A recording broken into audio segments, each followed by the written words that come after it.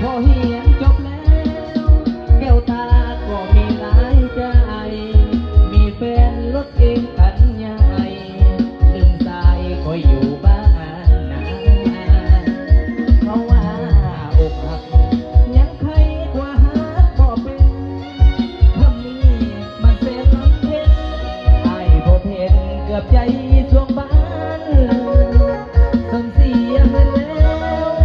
ต้องมาส่งเสียน้ำตาถึกลวงจากสาวปริญญาบนฟ้าถ้าลงให้ตาย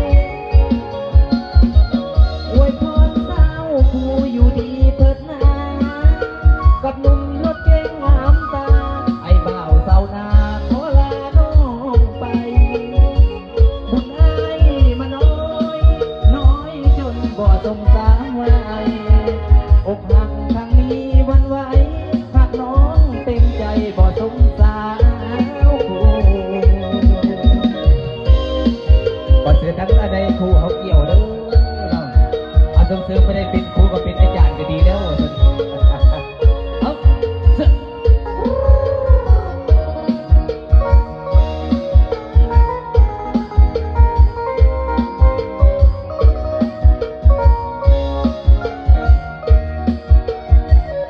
เพราะว่า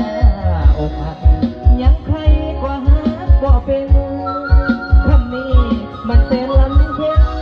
ไอ้พบเห็นเกิดใจสวงบ้านส่วนเสียเงินแล้วต้องมาสูญเสียน้ำตาเด็กลวงจากสาวปริญญาบนฟ้าถ้าลงให้ตาย